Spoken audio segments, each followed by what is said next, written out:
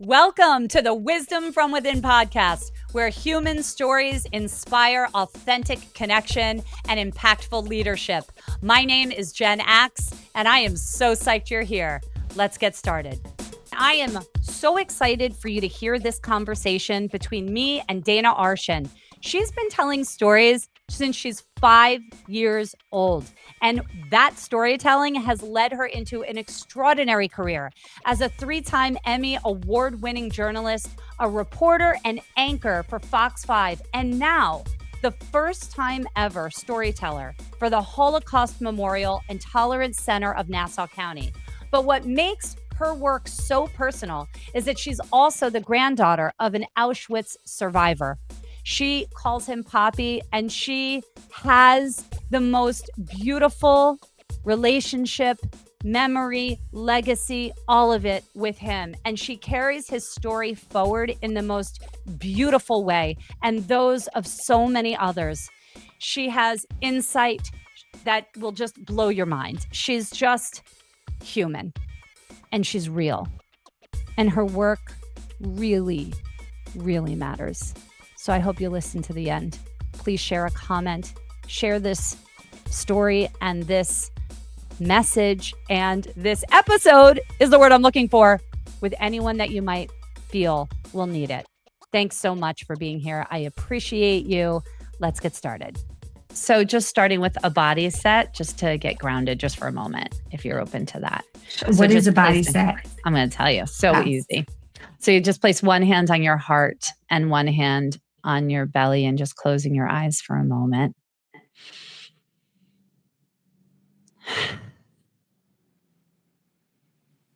And just allowing yourself to arrive here fully present.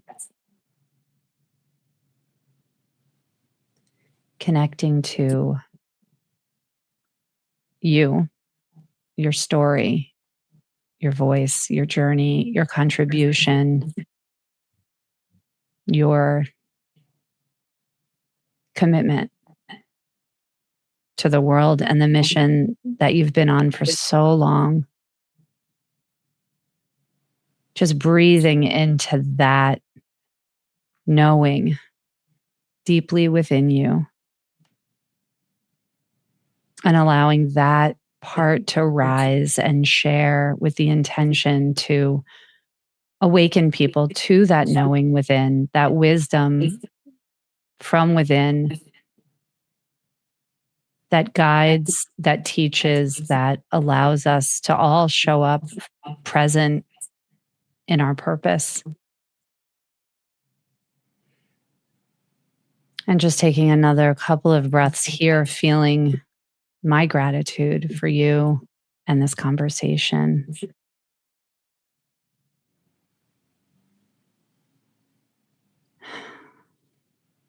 And whenever you're ready, taking your time, opening your eyes. It was so nice. I happened to do yoga this past weekend, which I haven't done in forever. So to go from yoga to this, it was a perfect transition. Wow. Yeah. I love that. I love that so much. I mean, these practices, right? It's like they connect us and keep us grounded and connected to that voice within. And that's what this conversation is all about. And I'm so incredibly grateful to have you here. It seems to me, after we met and all that I've learned, you've been connected to this knowing, to this storytelling, to this commitment to humanity since you were really young. Would you say that's true?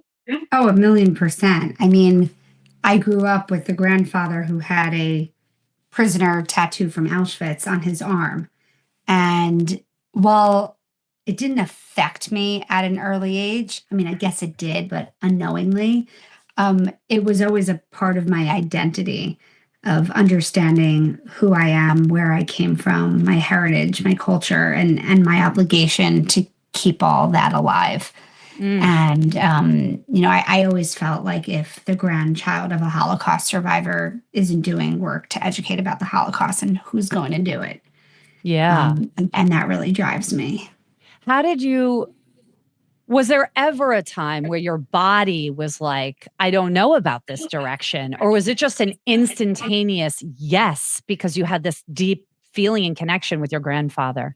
It's a really good question. So, one, I always knew that I needed to do more. And I had learned after college about a group in the city called 3GNY for grandkids of survivors. And there was a training program where you had to show up, I think it was once a month. You learn you're forced to learn your grandparents' story. And fortunately, he was still alive for me to ask every question I needed. And then you present that story, you put it together in a 15-minute or so presentation, and you go into schools and share it. And it had been on my to-do list to get involved. And I was working as a reporter in the Bronx and Brooklyn and crazy hours and weekends. And I just didn't know how I could make it happen. And the second my schedule somewhat normalized at that first job, I joined the program, learned my grandfather's story, brought him to classrooms with me to share it.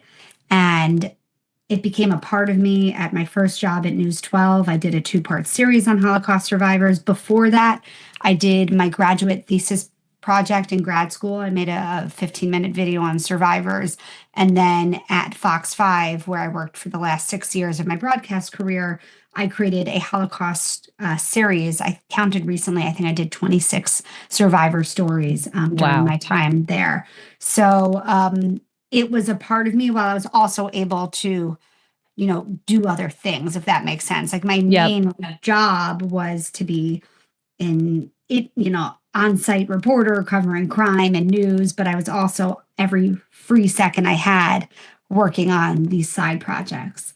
So yeah, it was always a part of me, even though it wasn't my main career and my main focus, if that makes sense. Yeah, no, that totally makes sense. I mean, I'm just feeling like that's what we're talking about. It was like the voice, that draw in you. It's like that knowing that had to stay connected and do this side project that was so incredibly impactful while doing your job. So it was like this. Do you feel like it was just something bigger than you that was calling you in that direction? Definitely. And I'm very much like a risk taker, gut listener. I always have been.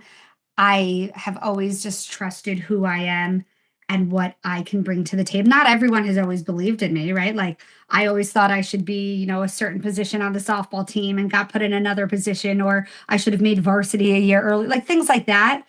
People didn't always believe in me. And that's everyone in life, right? Everyone has this idea of where we should be. And maybe someone just didn't see that best version of you.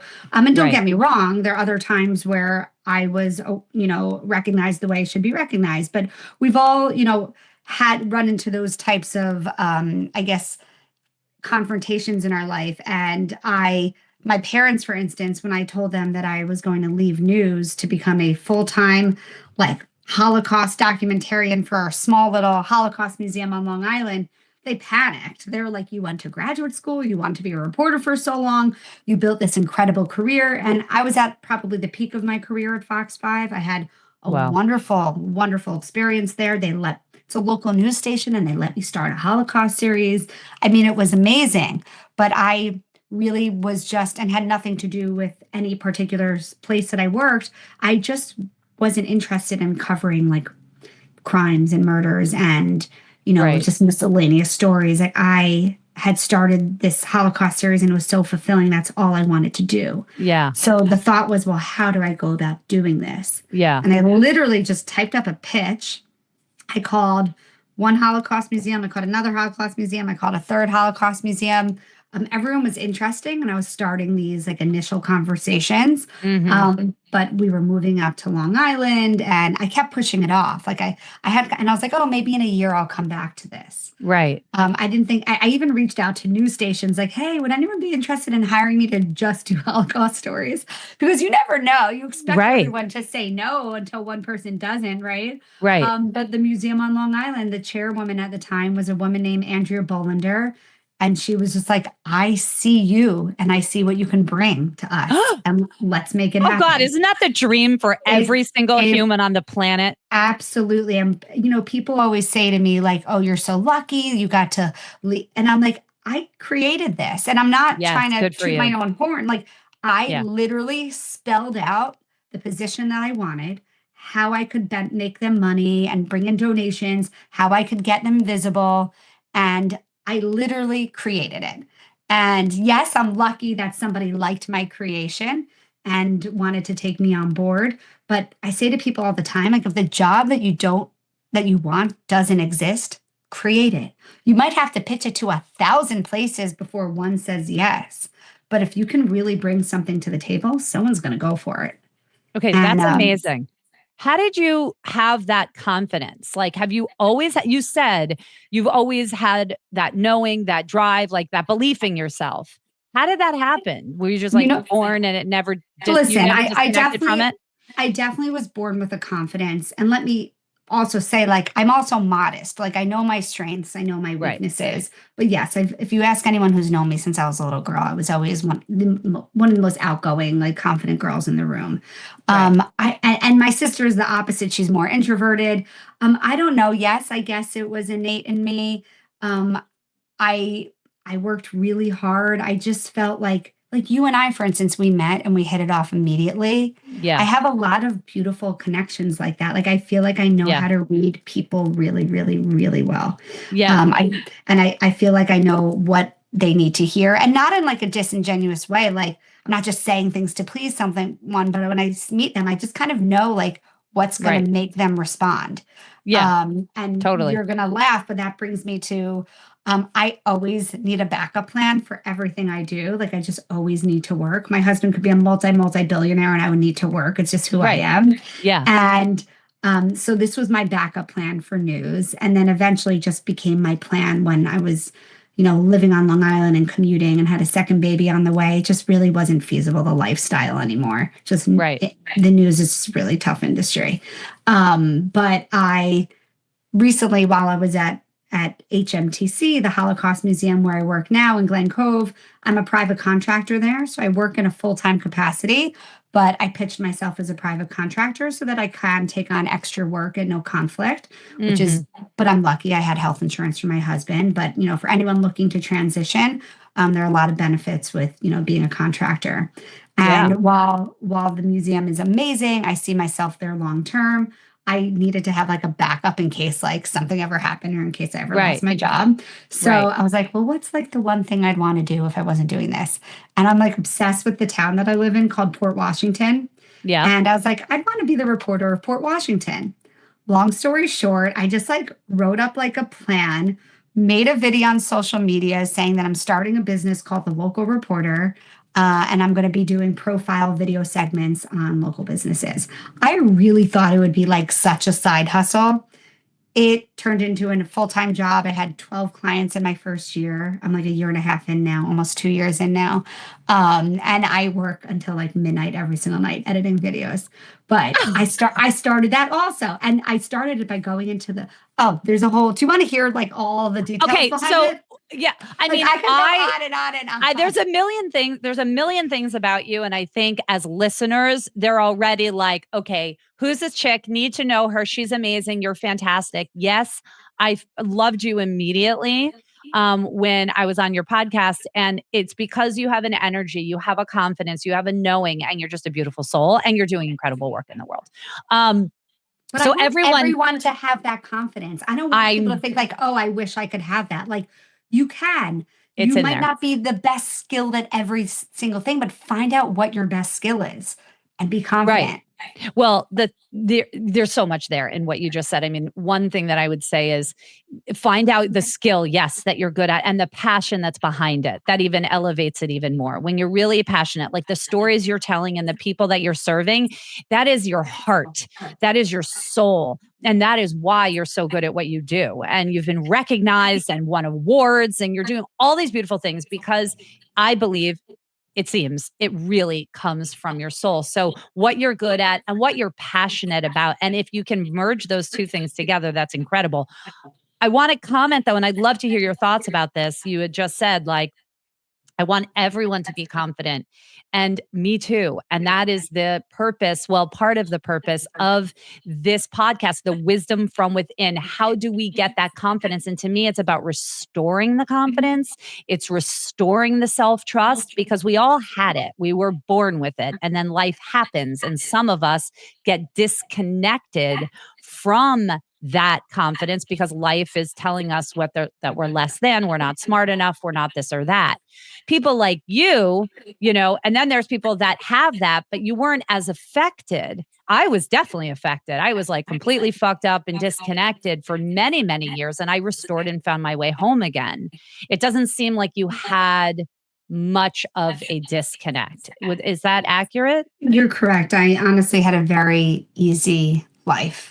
Mm-hmm. I really didn't struggle with many difficult things in my life. And I know that my family did. I definitely have generational trauma from my great grandparents who were murdered and my poppy, my grandfather, his 5 siblings who were murdered. That's generational trauma, which triggers my work and pushes me to do this. Yes. But no, I am very aware of the fact that I have a very privileged life. I really didn't suffer with any mental health. I didn't have really any traumas that I've had to deal with. So I really respect people who did have to deal with that and came out so much stronger. I wonder if part of, like, I believe in divine intervention and divine gifts. And I wonder if this was really meant for you to hold that strength for people that have gone through so much trauma, because you have interviewed and told these stories about these people that have experienced what I can't even put into words. So I'm wondering if you think that's true. Like, do you feel that that is part of what you were meant to do on this planet for these people? Oh yeah. So I'm a big believer in signs. Some people really aren't into this, but I have a very close friend who's a psychic medium.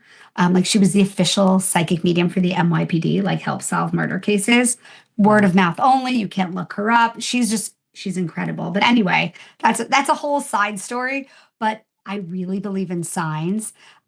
So when I was pregnant with my first daughter, I was speaking on Yom HaShoah, which is Holocaust Remembrance Day, at a synagogue on the Lower East Side. And I was sharing my most recent journey to Poland. And I was, super pregnant. And my poppy, my grandfather, who passed away 2 years ago at 101 years old, he was in the audience. And I said, I want everyone to hear this for the first time. My grandfather, who's sitting in the audience, he doesn't even know this, but the baby in my belly, I'm doing a surprise gender, whether it's a boy or a girl. His or her Hebrew name is going to be either Aaron or Arona, after my poppy's youngest brother, who was 7 years old. His name was Aaron when he was murdered. And I had done all this research and found that little Aaron was the only baby in the family who had never had anyone named after him. So my poppy was so emotional and everyone's listening. And all year long, I'm like thinking about this baby. I had this in my belly and how, the name Aaron. And I had traveled to Poland about a year earlier than that. And I went to the town hall my poppy grew up in. And a researcher there helped me find 5 birth certificates from my family, including Aaron's birth certificate. And I got them all translated to English. But I hadn't read them since I came home. Like, I had them sitting in a stack. Actually, I had them on my phone. So a few months later, I am in the Fox 5 makeup chair, getting a fake eyelash put onto my eye by the makeup artist. I was like 10 minutes to being live on set to talk about Jeffrey Epstein and the latest in what was happening. And all of a sudden, I was 38 weeks on the dot, exactly 14 days to my due date. I said, oh my God, I got to get to the bathroom. My water breaks. I go into labor the next day. Oh my God. Give birth. It's July 27th of 2019. Don't think anything of it. I'm sorry the story is so long-winded, but I promise you guys are really going to like the story. So a few weeks later, I'm at my poppy's house with my grandma. And I was like, oh, the baby named Arona. I'm like, let's look up to see let's look at Aaron's birth certificate. Not thinking I'd find anything. I pull it up. I start bawling and shaking on the spot. Aaron was born on July 27th, 1932. They share a birthday. And I had been talking about this little boy all year long. And she came 2 weeks early. You're never early on your first one. Like, it's so crazy. And then 3 years later, I go into labor exactly 14 days to my due date, same exact time of day, right around 5 p.m. Give birth. I was supposed to speak that evening. It was Yom HaShoah on the Hebrew calendar, Holocaust Remembrance Day. So my first daughter shares a name with her Holocaust namesake. My second daughter is Wow. born on the Hebrew Yom HaShoah. So if that's not a sign that I'm meant to be doing this Holocaust work, I don't know what else is. Oh my gosh. That I is know. Could I have said that a lot shorter? No, it was perfect. I was at the edge of my seat. Are you kidding me? I mean, I love that you pay attention to signs. I love that sign in particular. I mean, those signs fuel you, right? So you not only are aware of the signs, you believe in them, trust them, and allow them to continue to lead your life. I mean, self trust is really at the core of what I'm trying to get at for people is trusting themselves enough to look at those signs and to say that means something. And I don't care if like even my best friend is like, what are you talking about? What is that? Because that's what happens. We disconnect from that trust that you so beautifully have because external voices get in the way. And I just think it's so commendable that you have stayed along your path. How do you feel like that has served you in the work that you're doing? It's been amazing. I thought when I was in news for 12 years, and I thought I was going to like lose this identity that I created. And you're on air. It really like all of a sudden you're like this personality, and you fit Yeah. into this mold, and Right. it's hard to all of a sudden like, oh, I'm not a reporter anymore, right? My career has taken off so much more in so many more ways since I left news. And it's because and I post all different types of content all over my social media. Anytime I post something Holocaust related, it gets like 100,000 views. I've done more public speaking in the past 4 years since I've left than I did in all my time that I was in news. And what's nice is with all the anti-Semitism that we're seeing in the world, there's still such an appetite for it. Like the really loud voices are exactly that. They're just really loud and anti-Semitic. But there are still so many people who want to hear these stories, who want to keep these legacies living. And I have found that it has been just honestly the honor and privilege of my lifetime to be able to tell these stories. And for the listener, I didn't even really tell you what I do, but I interview Holocaust survivors every single week. I've interviewed about 200 in just the past few years.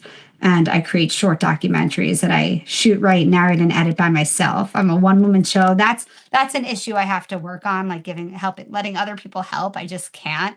I like to have full control of my work, and I understand that I comes have at to a learn cost of, one day to exhaustion. let people help me out. But I get that though. no, it's served me incredibly well, and it's really fulfilling. And like I feel so lucky to be able to do this work. Yeah. What's coming through for me right now, it's interesting. It's like we're talking about, trusting yourself and letting it lead you, that guidance from within and all of that. And this idea of needing to control, and which I totally get. I mean, we all have that to a certain degree. What a beautiful gift one day for you to trust enough that your delegation, your vision will not only create the end product, maybe even better than what you're doing, but also empower the people that are doing it with you to then carry the legacy. Like, what a beautiful way to extend the legacy even beyond you by allowing people to, join you in the Exactly. creative That's process. all I'm Yeah. hoping to do. All I want to Yeah. do is inspire the younger Yeah. generation. Yeah. What I'm doing now, like my work used to air on TV. Now it airs on social media, which is just as impactful, if not more impactful. Oh, yeah. And that's all I hope to do is to carry this message forward and to inspire a new generation to want to keep the stories alive. And these stories are not just built around anti-Semitism. When people are more loving and more accepting, there's less bullying, there's less intolerance, there's less hate against any group across the board. And all I ever want is for these stories just to bring about more tolerance and acceptance across every group, across every person, every group of people. And that is my absolute main goal that the story Mm-hmm. do, while also Mm-hmm.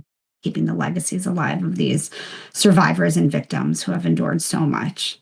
So much. I have like a couple different thoughts and questions around that. One is, what have you found in the stories? Are there links between all of them in terms of resiliency and that level of trust within them to survive and be here to share what they went through?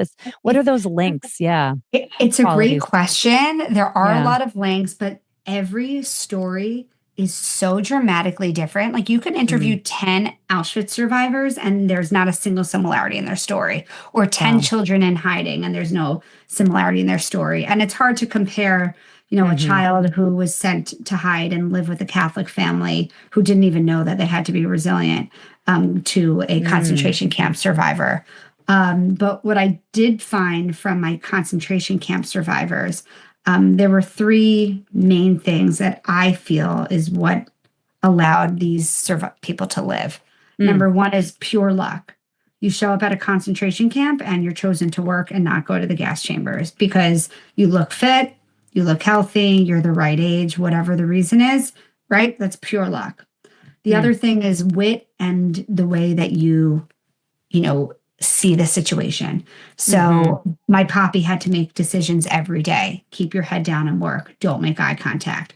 Don't run off. Don't do this. He Hmm. chose to do that. And he also always wanted to live to tell his story, Mm. and so that he could tell what he witnessed and keep the legacies alive of those who were murdered. Right. Right. He saw people do the opposite, who were so miserable and they took their lives on the electric fence every single day. Was they're like, we're going to die. I'd rather kill myself my way than have the Nazis kill me. Right. So he had that mentality. And number three, I believe, is just pure genetics. I mean, people survived in the freezing winter with hypothermia, with typhus, with every type of illness you can imagine, and somehow they survived. My poppy was on a death march at Liberation for days and days on end in wooden clogs in the snowy winter of January 1945, and people were dropping like flies, and he just somehow survived. I mean, it's absolutely incredible. Wow. But Wow. what's important is like, I don't want everyone to just think of them as survivors. Like they have Right. built beautiful lives after the war. So not only did they Yes. survive, but they thrived. And Yes.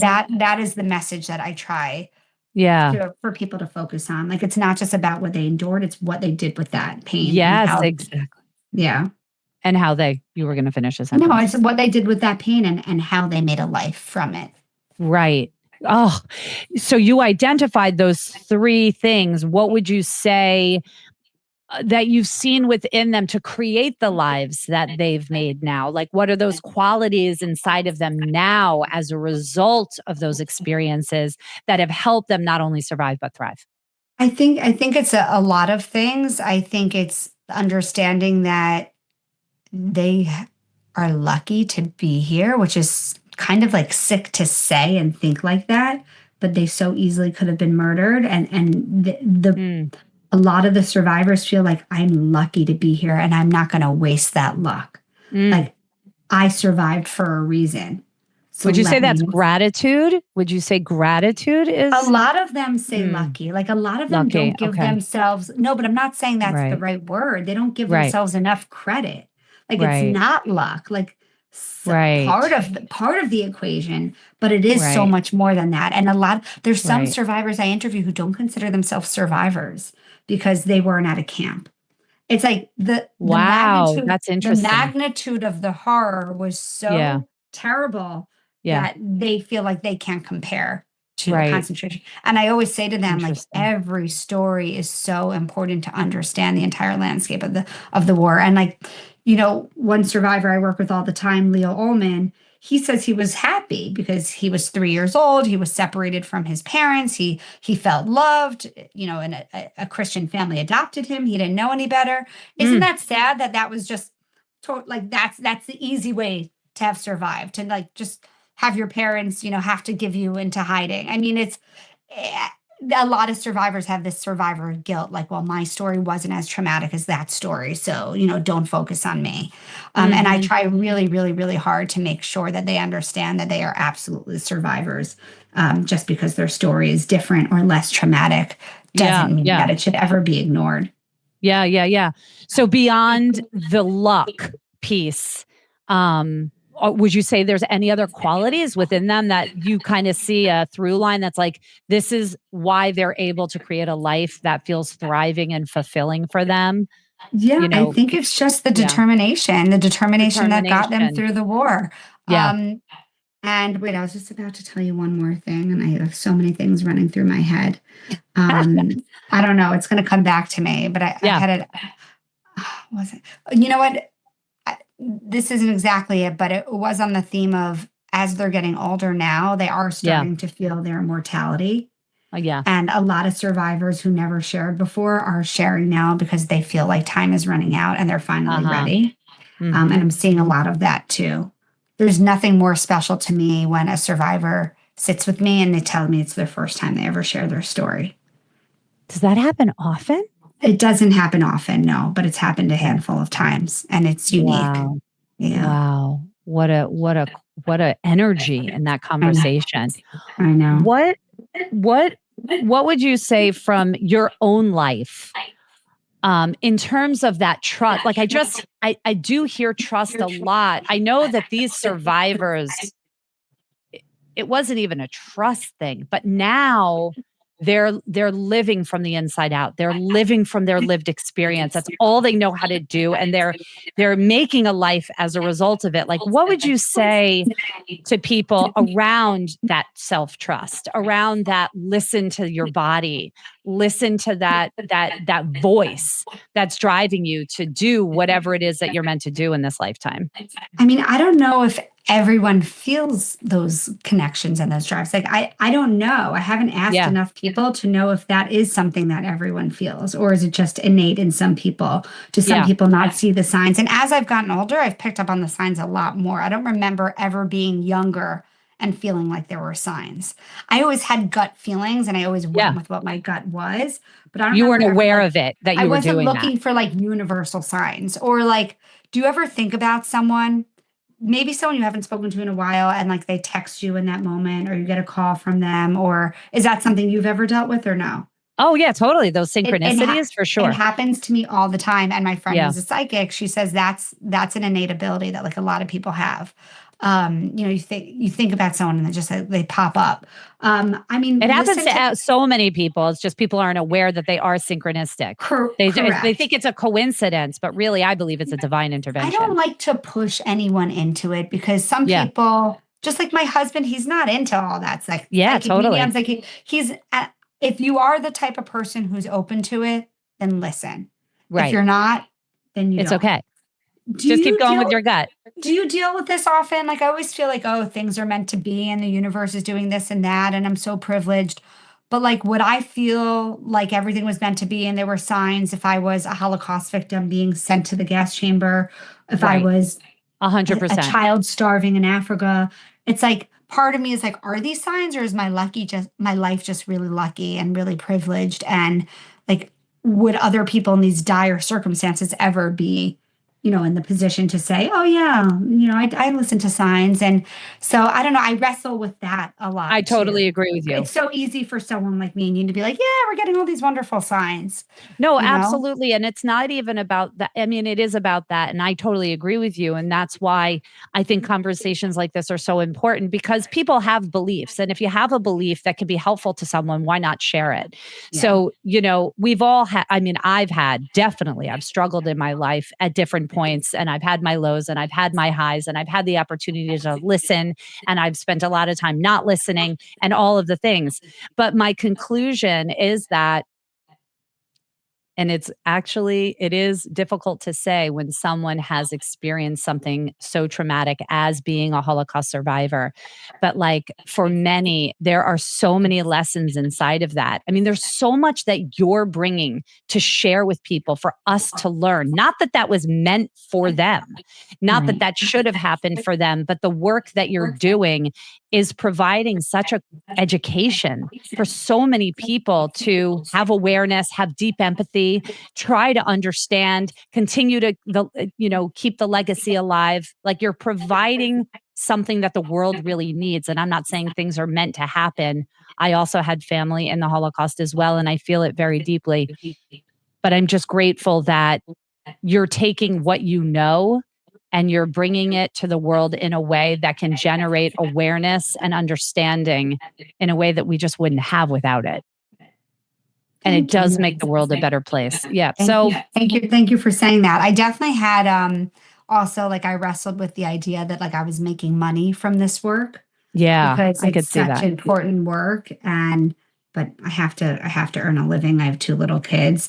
But I wrestle with that sometimes. And what I have come up with that like makes me justify the work a little bit is I have, people ask me to speak and like I can't speak for free because my time's valuable. I have children, but I do have a policy. If someone specifically asks me to speak somewhere about my grandfather, I will never make a penny off of his story.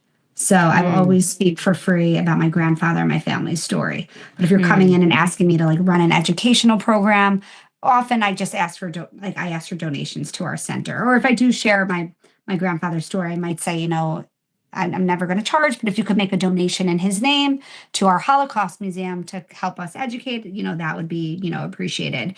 But it's hard when you do very important work. But if you think about it, doctors are saving lives. They have to earn money. But that was really hard for me at first. Yeah. I feel really weird getting like a paycheck for such important work. I totally get that. I totally get that in my own way. I have wrestled with that completely. I used to not charge at all. I created this collection called the Her Stories Collection, where during COVID, I met with women virtually and I created 200 short form video documentaries. They were all survivor stories, but they varied from like breast cancer survival, divorce, major tragedy. I did one story of a woman who lost her children to her ex-husband who murdered their children. It was just like people wanted to talk about their stories. I was there to receive them and create these video documentaries. All this to say, the first 80, I didn't charge a penny. I just was doing it because I was like, oh my God, we heal through stories. I want to share their story. This can be so helpful to the world. And then I thought, okay, I need to make a living with this so that I can continue. So that you can do more. That's right. Exactly. Yeah. And then that, all that work fed the work that I'm doing now, but I hold the same mentality. Absolutely. Go ahead. Yeah, no, I feel you. And you run out of steam. Like it's draining. It is emotionally draining.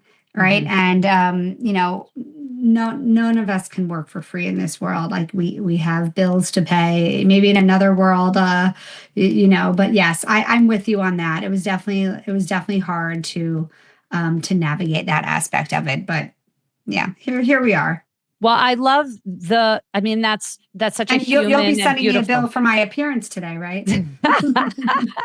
Exactly. No, the awareness is huge, but the reality that the only way you can serve on a grand level and create the awareness that you are and the impact that you're making, you have to charge money. So I think that's really important. That I try to give back as much as I can through my business, The Local Reporter. I've been actually doing a lot of pro bono work and video segments on charities. And there's a Jewish organization, Chai Vekayam, that was raising money to send to soldiers in Israel who were affected by the war. So I try to give back as much as I possibly can. I love that. I love what you're doing. I'm so incredibly grateful. And we're going to wrap up. I know that if people are listening to this, especially all the way through, they're like, who is this woman? I need to know her. Where do I find her? Can you just give us the download? And by the way, we didn't even talk about it. And we don't need to get into it now, but the work you're doing now in Port Washington, I'm very curious about. And I just love that you're carrying that through to these entrepreneurs. I should have told you it has expanded well beyond Port Washington. I now have clients all over New York City and all of Long Island. Okay, that's incredible. So it expanded. Great. So tell us how people can work with you, see you, feel you, the whole thing. I mean, Instagram is really like the biggest tool that I use to get everything out, even though my local reporter stories get the most views and engagement in community Facebook groups. So like Port Washington mom and dads that have 9,000 followers, be sharing my stories, because people always go to those groups and say, hey, I'm looking for a new this or a new that. Yes. So those are where the stories actually get the most engagement. And seeing how viral one of my Facebook posts went in just a 9,000 person mom and dad's group is what actually pushed me to start the business. Right. But yeah, so on Instagram, if you just type in Dana Arschin, Arschin, which is my maiden name, you'll find me. The local reporter, it's like the.local.reporter. I have a food blog that I've had for maybe 20 years now. It's called Chow or Never, CHOWORNEVER. You'll find all that on Instagram. I have a website too, and you can find that on the bios of my Instagram pages. So for the most part, that's it. And DM me anytime.